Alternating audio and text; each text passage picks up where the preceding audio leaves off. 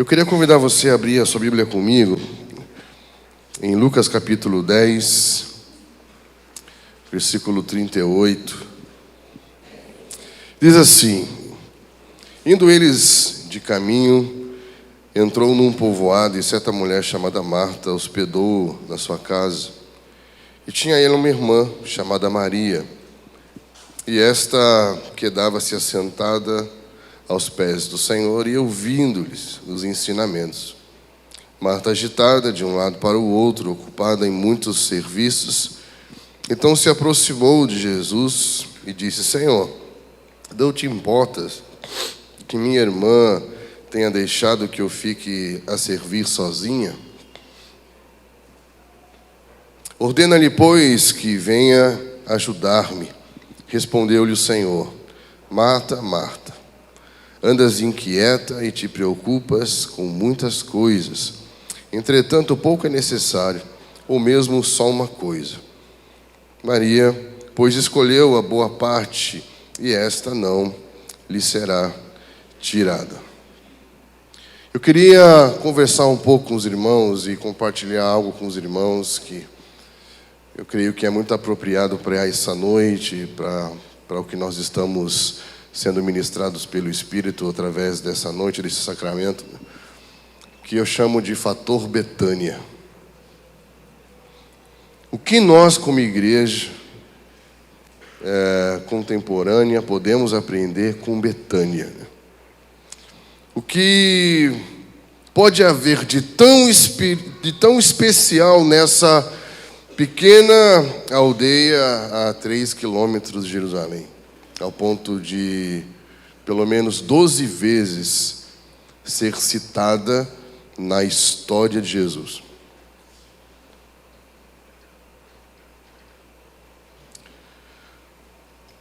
O que é esse lugar, que pode significar casa dos figos, ou lugar de aflição, ou um lugar de preparação? O que esse lugar tem? Por que esse lugar está presente nos momentos mais importantes e decisivos da vida de Jesus? Nós vamos perceber que Betânia estava presente no começo do ministério dele. Betânia estava presente quando decidiram matá-lo, entregá-lo para ser crucificado. Betânia estava presente quando seu corpo foi preparado para a sua morte. Betânia estava presente na sua ascensão. Por que esse lugar pequeno, simples, fez parte da vida de Jesus? E a melhor pergunta, a pergunta que para mim é mais impactante: o que havia nesse lugar que fazia Jesus gostar de estar lá? Qual é o fator Betânia que fazia com que Jesus gostasse de estar lá? Primeira coisa que me chama a atenção é que Deus escolheu ser glorificado no simples. Lugares simples são lugares de gente de verdade. E Jesus se fez homem, ou seja, dentro do Deus homem havia algo que nós vemos pouco, havia humanidade. E parece que Deus escolheu ser glorificado no simples. Jesus nasceu onde? Num lugar simples. Sua família era o quê? Uma família de um homem carpinteiro, uma família simples.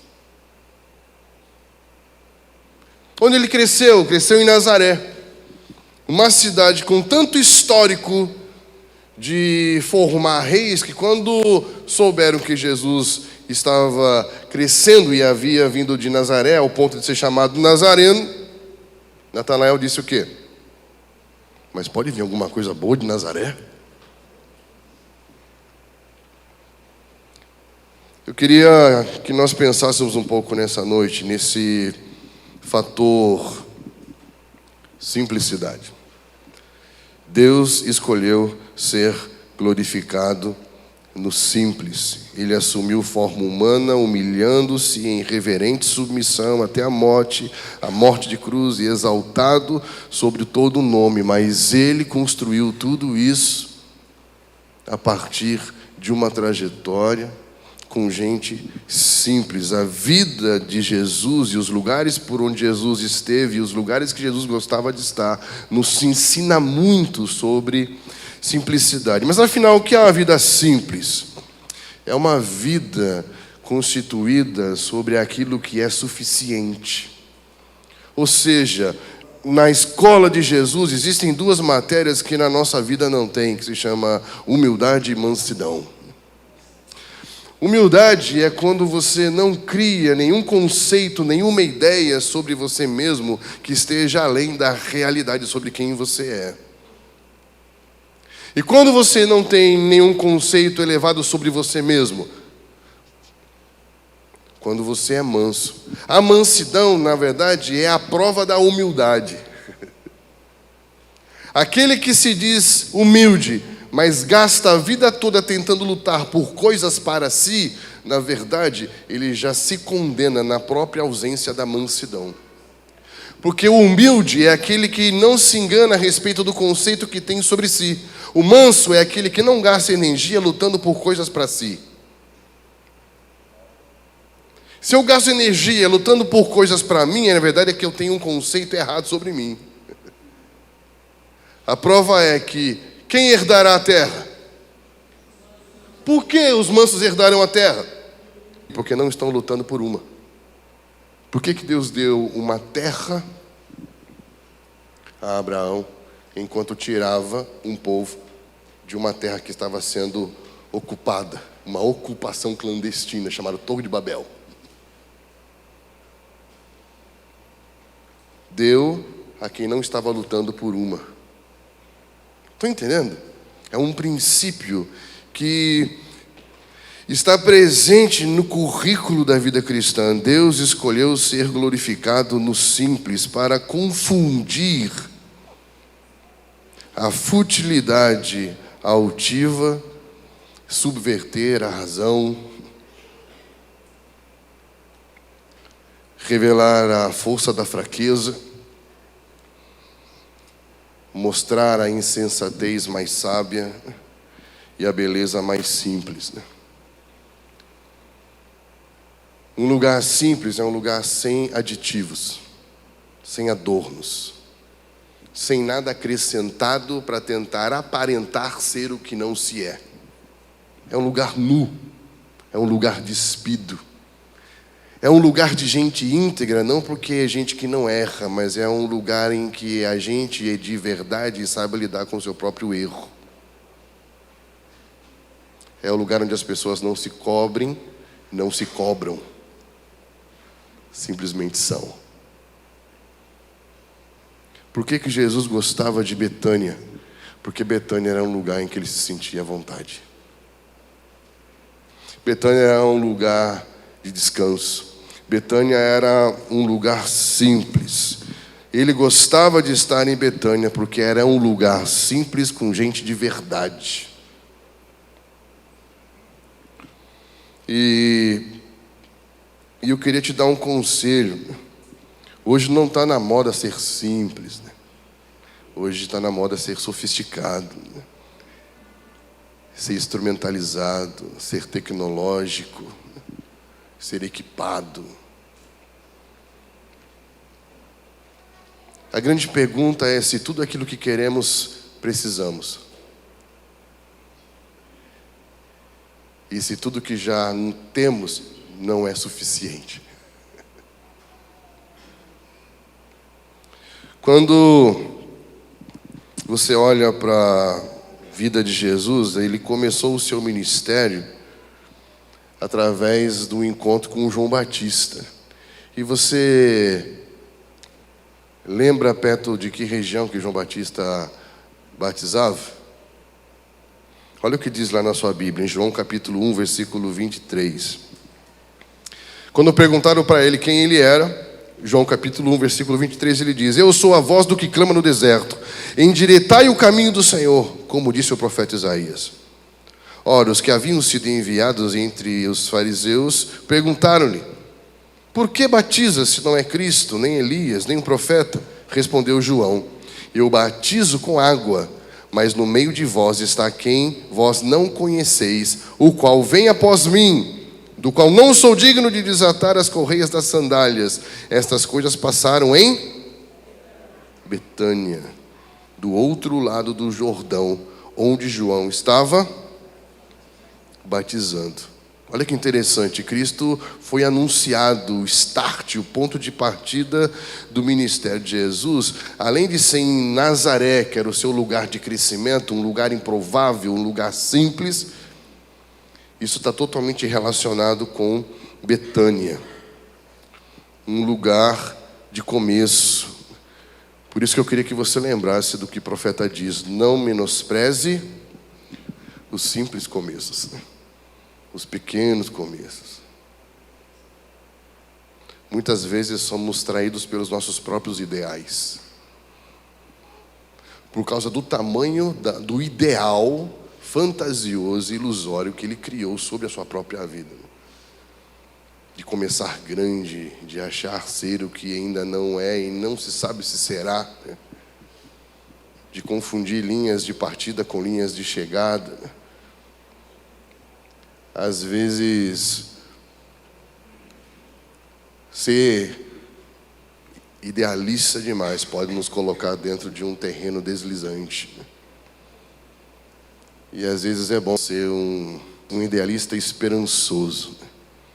Ou seja, alguém que tem os seus ideais, mas que fundamenta os seus ideais sobre promessas divinas, né?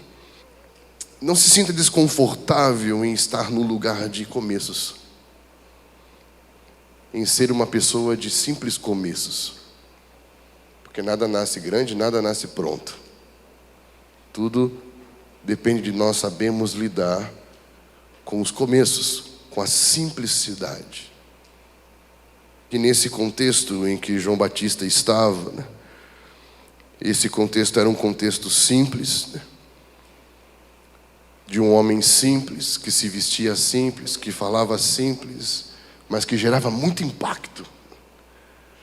Porque o simples não significa apenas ser comum, ou ser banal, ou ser superficial. O que eu quero dizer para vocês nessa noite é que existe muita profundidade na simplicidade. Eu descobri a palavra de Deus num lugar simples, porém extremamente profundo, em que as pessoas perguntavam e falavam o que realmente era verdade para elas, e não aquilo que o outro queria ouvir delas e sobre elas. Eu queria abençoar para que esse lugar seja um lugar simples, porém profundo. O que há nesse lugar simples, né? Jesus gosta de estar num lugar simples, porque nesse lugar simples ele tem uma casa de amigos. Eu acho lindo isso. Jesus tinha amigos. Gente simples de verdade que desfruta de relacionamentos profundos. Ele gostava de sempre encontrar refúgio em Betânia. Por que Jesus gostava de ir a Betânia? Porque em Betânia ele tinha amigos. E isso parece soar estranho para nós, né? Porque Marta, Maria e Lázaro eram pessoas reais. Repita comigo: Marta, Maria e Lázaro não são uma parábola. Então não se interpreta pessoas como se fossem parábolas. Eles são gente de verdade. Você pode interpretar a parábola do semeador, mas quando se trata de Betânia, ali Jesus tinha amigos, gente de verdade. Tem pregadores que ficaram famosos por tratar Marta, Maria e Lázaro como se fossem metáforas, né? Um significa isso, o outro significa aquilo, o outro não, é gente. Marta, Maria e Lázaro eram pessoas. Só que isso parece não ser o bastante para nós. Eles têm que significar alguma coisa a mais. Só ser gente, só ser pessoa, só ser amigo de Jesus, parece que não. É muito simples. Vamos complicar. Marta significa a pessoa tal. Maria representa a pessoa tal. Lázaro falou assim, não, gente. É assim mesmo, é simples. Eles eram amigos de Jesus. João capítulo 11, olha lá que lindo. Versículo 5, diz assim: Jesus amava Marta, a sua irmã e Lázaro. Olha que lindo isso. Por que Jesus gostava de ir em Betânia? Porque ele tinha amigos que ele amava. No capítulo 11 de João é lindo, porque no versículo 3 fala assim: mandaram, pois, as irmãs de Lázaro dizer a Jesus: Jesus, está enfermo aquele em que você ama. E o texto continua no versículo 5 dizendo que amava Jesus a Marta, irmã de Marta, Maria e Lázaro. No versículo 11 fala: nosso amigo Lázaro adormeceu e eu vou lá para despertá-lo. Ele não amava mais um ou mais outro. Ele não amava mais Marta ou mais Maria, porque Maria é o que eu chamo de a contemplativa, né? Marta é a zelosa. Lázaro é o companheiro que ficava na mesa. Mas ele amava os três igual, porque não são metáforas, são pessoas. E pessoas são diferentes. E ele amava os três da mesma maneira. Betânia é um lugar de amigos. Betânia é um lugar de gente de verdade. Jesus gosta de estar com gente de verdade. Gente de verdade é gente que nunca erra? Não. Mas gente de verdade é gente que sabe lidar com o seu próprio erro. É a diferença, né? Olha que lindo isso, né? Você vai perceber que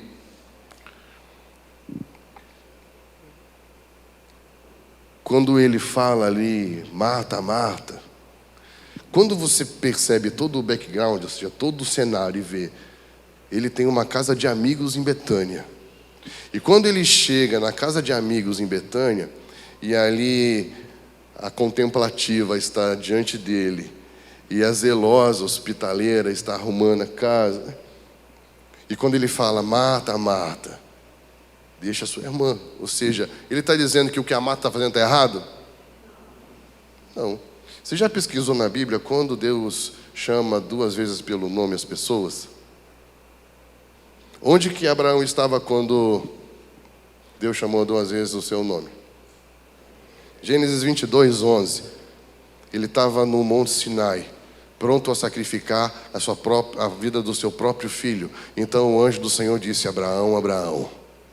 Uau! Onde que Moisés estava quando Deus falou Moisés, Moisés 2 vezes? No lugar havia uma sarça ardente, um fogo queimava, uma voz e pessoa do próprio Filho de Deus ali com ele, e chama o seu nome 2 vezes. Esse lugar é para qualquer um? Onde que Samuel estava quando Deus chamou 2 vezes pelo seu nome? Paulo? Estão entendendo? Quando Deus fala 2 vezes o nome de um homem, é porque já estão no encontro. Não vai dizer, para de fazer o que você tem que fazer para vir para o encontro. Ele já está no encontro, velho. Jesus está na casa.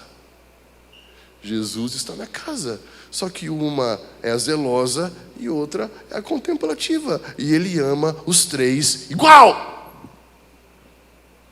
Porque em Betânia ele tem uma casa de amigos.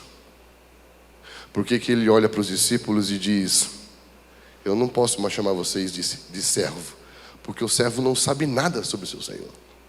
Mas eu chamo vocês de amigos. Porque eu confio em vocês o que eu ouço do meu Pai. Betânia tem muito a nos ensinar, né? É um lugar simples, é um lugar desnudo, sem aditivos, sem ornamentos, sem futilidades, inutilidades. É um lugar leve.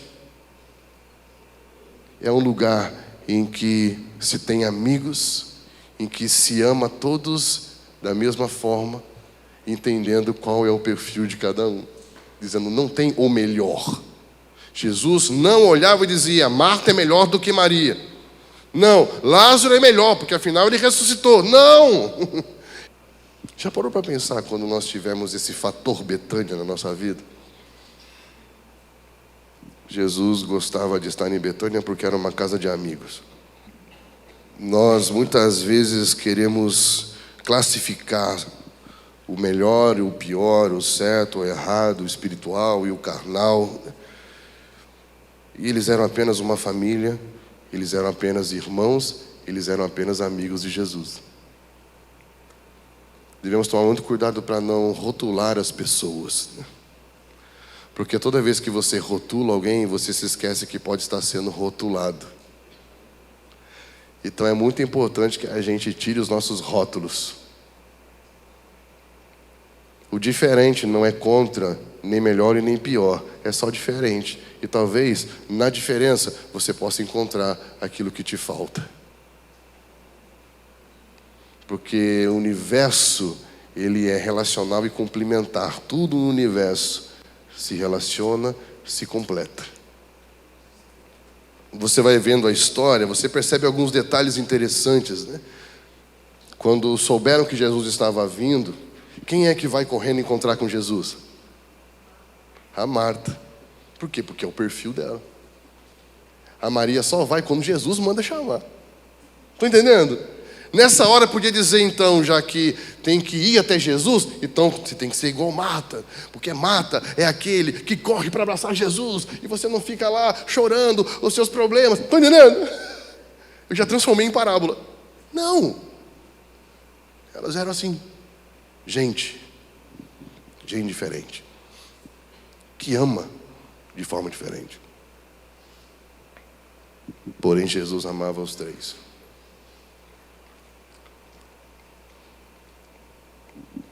Isso nos ajuda, né, a não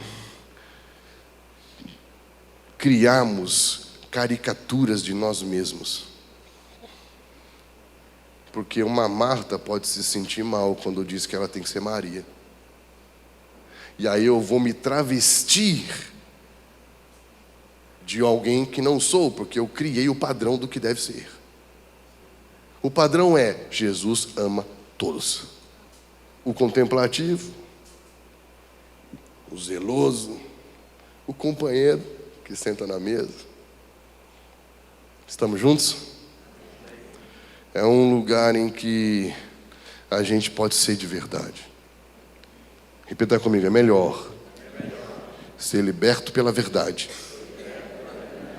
do que falar verdades sem ser de verdade.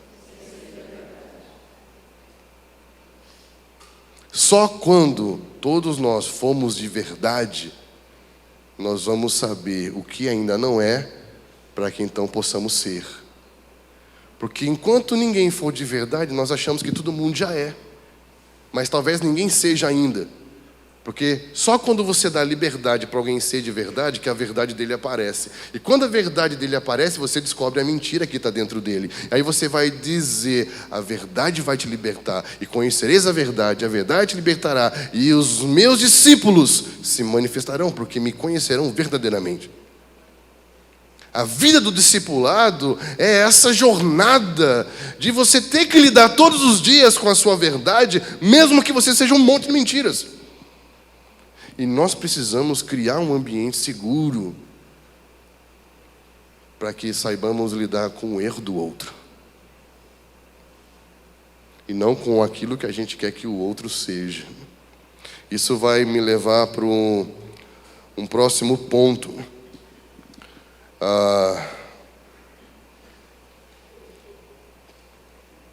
Por que Jesus gostava de ir para Betânia? Porque tinha uma casa de amigos. Legal, não é?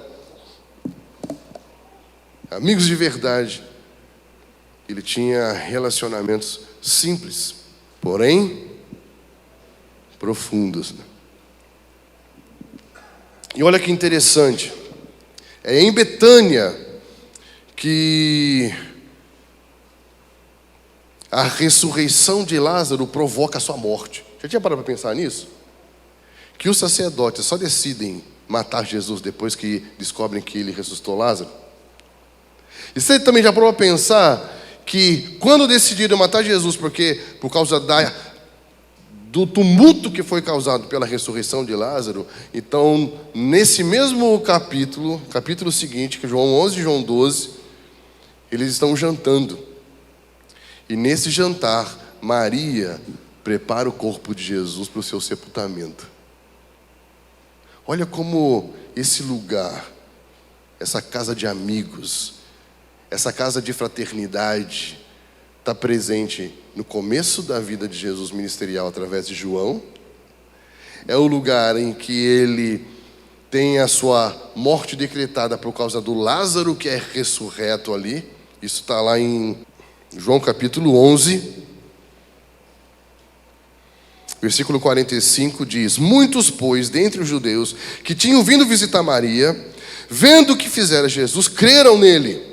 Foi poderoso o que Deus fez em Betânia com Lázaro. Outros, porém, foram ter com os fariseus e lhes contaram dos feitos que Jesus realizara. Versículo 49. Aqui fala da profecia de Caifás. Caifás, porém, um dentre eles, sumo sacerdote, naquele ano advertiu-os, dizendo: Vós nada sabeis, nem considerais que vos convém que morra um só homem pelo povo, e que não venha a perecer toda a criação? Aqui ele está profetizando. Talvez ele não tivesse nem noção do que ele estava falando. Ora, ele não disse isso de si mesmo, mas sendo sumo sacerdote naquele ano, profetizou que Jesus estava para morrer pela nação, e não somente morrer pela nação, e não somente pela nação, mas também para reunir em um só corpo os filhos de Deus que andam dispersos. Na continuação diz: desde aquele dia resolveram matá-lo. O que Deus fez em Betânia com a vida de Lázaro startou a crucificação. Olha que interessante. E na continuação do texto, João capítulo 12, versículo 1, diz assim: 6 dias antes da Páscoa, foi Jesus para Betânia, onde estava Lázaro, a quem ressuscitara dentre os mortos, e deram-lhe, pois, ali uma ceia. Marta fazia o quê? A hospitaleira zelosa. Olha que lindo. Lázaro, um dos que estavam, o parceiro, o companheiro que senta na mesa. E aí aparece quem? Maria, que tomou do bálsamo precioso e ungiu Jesus, e enxugou com seus cabelos, e encheu a casa de perfume. Olha que lindo, cara. Quem não gostaria de estar nesse lugar? Há serviço, há companheirismo, há mesa, e há aqueles que estão sempre com amor generoso e devoto. Jesus amava estar nesse lugar. É uma casa de amigos que está fundamentada num tipo de amor pactual. É um amor que compromete tudo e todos. Naquela ceia, naquele jantar, ficou claro que aquela casa não era apenas uma casa de amigos de happy hour, que Jesus ia só porque se sentia bem, mas era uma casa fundamentada numa relação de aliança, porque tinha ceia e porque tinha generosidade, doação. É um lugar onde não se calcula se vale a pena, porque se reconhece o valor. Quando se reconhece o valor, não se calcula preço. Por isso que Maria, reconhecendo o valor de Jesus, não calculou o preço do perfume. Porém, Judas calculou o preço do perfume e não reconheceu o valor de Jesus. Gente que calcula preço é porque ainda não tem noção do valor que existe as relações pactuais da igreja como uma casa de fraternidade, uma casa de irmãos, uma casa de amigos, que eu, você e Jesus gosta de estar. Repita comigo: num lugar em que alguém dá tudo por amor, revela quem está pela metade. Ninguém precisou denunciar Judas. O ambiente fez isso por si só. Um lugar de devoção, uma está servindo, o outro está dando atenção, companheirismo, sentado na mesa, a outra está derramando vida, trabalho. Era o valor de um ano de trabalho, derramando vida. Nesse lugar, cheio de valor, de dignidade, cheio de significado, Judas começa a calcular. E ele usa a linguagem do ministério para justificar o não reconhecer a importância de se investir em relacionamento. Aquela casa, tudo que se investia era em relação. Uma servia, outra dava atenção, a outra derramava perfume. Repita comigo: na simplicidade do amor pactual, o ministério profético simplesmente acontece. Porque o testemunho de Jesus é o espírito da profecia. Aquela mulher, quando amou Jesus com tudo, estava sendo profética, sem perceber o quão profética estava sendo. Estão entendendo? Por quê? Por isso que Jesus diz: segue o amor. Segue o amor. E procura com zelo os melhores dons, que profetize. Mas ele está falando: ame. Porque o amor vai te levar ao outro. E quando o amor te levar ao outro, diante do outro, o Espírito Santo sempre vai te dar alguma coisa para dar. Seja profecia, seja palavra de conhecimento, seja cura, seja... Mas as pessoas querem ser ativadas nos dons proféticos, mas sem ter o contato com o outro. Isso é mais para autoafirmação, é mais pensamento de Judas do que de Maria. Porque o Judas queria perfume para se autoafirmar no ministério, mas não reconhecer que o perfume tem que ser derramado nas relações, no outro. Estamos juntos? Que nós possamos ser naturalmente proféticos, menos performáticos e mais virtuosos no amar. Porque quando você estiver frente a frente, olhando no olho do outro e sentindo compaixão, que é o amor que dói, duvido que o Espírito Santo não vai te dar uma palavra de conhecimento. Sempre funciona. Sempre funciona. Porque isso testemunha Jesus. Por fim, eu acredito que Jesus gostava de estar em Betânia, né? Porque era simples, porque ele tinha amigos, porque as relações eram de aliança, eram pactuais, comprometia tudo, era um ambiente extremamente sensível, profético, e era um lugar livre da pressão de ter que responder expectativas. Repita comigo: livre da pressão de responder expectativas. A pior coisa que tem é você ter que viver debaixo da pressão de responder a expectativa que o outro criou sobre você. Eu tenho a impressão que é por isso que muitos pastores hoje se suicidam. Por quê? Porque você não responder a expectativa do outro te gera uma dor no outro, e gera uma dor em você por não ter conseguido responder o outro que sofre, que vai, que te abandona, que te trai, que te apunhala, e você sente a dor de não ter respondido, ainda a dor de ser caluniado por não ter sido aquilo que o outro queria que você fosse. Imagine o nível de dor e de sofrimento que existe no fato de você ter que viver para responder a expectativa do outro.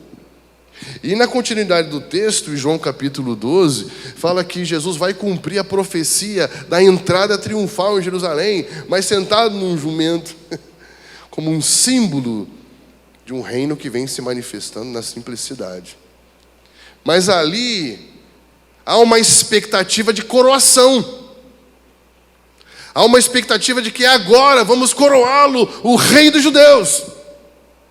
E para nossa surpresa, o texto fala que ele se retira. E vai para onde? Vai para Betânia. Betânia, eu não tenho que responder a expectativa daquilo que o Pai não me mandou fazer. O Pai não me mandou vir e estabelecer um reino sociopolítico econômico e destruir o Império Romano e me assentar no trono de Herodes. Ele me designou a uma cruz. Por isso que na estrada de Emaús eles falavam: nós esperávamos que fosse ele. Estavam felizes ou estavam tristes? Estavam tristes, desanimados, frustrados, porque criaram expectativa. Jesus não correspondeu à minha expectativa. Ele não tinha esse tipo de problema em Betânia, porque em Betânia ele era Jesus. Não era aquilo que eu queria que ele fosse. Agora imagine um lugar em que as pessoas não são reféns da expectativa do outro. Eu avalio: isso é uma expectativa que eu estou criando, ou isso é uma palavra que Deus prometeu que vai cumprir? Deus não tem nenhum compromisso com a expectativa que eu crio, mas Ele está totalmente comprometido, antes mesmo da fundação do mundo, com todas as suas próprias palavras. Olha que lindo. Olha como o ambiente vai ficando. A gente consegue sentar na mesa olhando no olho do outro e ceiar dizendo: cara, eu te amo. Agora eu entendi. É importante você ser a zelosa. Não entendi. É importante você ser a contemplativa. Cara, como a gente precisa só do companheiro que senta na mesa. Jesus ama a todos. De verdade. Na verdade que revela aquilo que ainda não somos e que a partir das relações nos aperfeiçoam para que nos tornemos, não é? Não existe relação perfeita, mas existem homens corajosos que se deixam ser aperfeiçoados pelas relações. Eu preciso de vocês, né? Precisamos uns dos outros, né? Somos uma família, uma casa de amigos, né? Um lugar de fraternidade. Um lugar em que a gente vai lidar com o outro com a mesma paciência que Deus lidar com a gente. Você precisa de alguém que sente na mesa, como um Lázaro, né? Ou alguém que, como Marta, vá um dia ajudar a limpar a casa, servir. Ou a contemplativa, como Maria, que gaste um dia de oração por ela, né? As relações são terapêuticas, querido. A pós-modernidade adoece uma geração porque está dizendo para ela que ela não precisa de ninguém. Está dizendo para os jovens que eles não precisam conversar com os pais, que não precisam da presença dos pais, que eles podem ficar trancados o dia todo dentro do quarto, na internet, no celular. É comprovado cientificamente que isso está adoecendo uma geração. A falta de um lugar de fraternidade, de relacionamento, de amizade, verdadeiras, né? Lucas capítulo 24, versículo 50, diz assim: então os levou para Betânia, e erguendo as mãos, os abençoou. Aconteceu que, enquanto ele os abençoava, ia se retirando deles, sendo elevado para o céu. Então eles, adorando, voltaram para Jerusalém, tomados de grande júbilo, e estavam sempre no templo, louvando a Deus. Betânia foi o lugar da ascensão do nosso Cristo. E eu fico pensando, o que o lugar da despedida pode nos falar sobre a sua volta? O que o lugar da despedida pode nos falar sobre o lugar da sua volta? Eu fico pensando se quando Jesus voltar, ele espera encontrar frios relatórios ou relações fraternas de um amor fervoroso. Quando Jesus voltar, ele vem apenas para saber o que a gente fez ou o que a gente não fez, ou quando ele voltar, vai ser um encontro de amigos. Se quando ele foi nesse lugar onde ele tinha uma casa de amigos, quando ele voltar, vai ser para quê? Será que são só relatórios frios? Se o penhor da nossa herança é a pessoa do Espírito Santo, o que é toda a herança? São coisas ou uma relação? Que Deus nos ajude, né?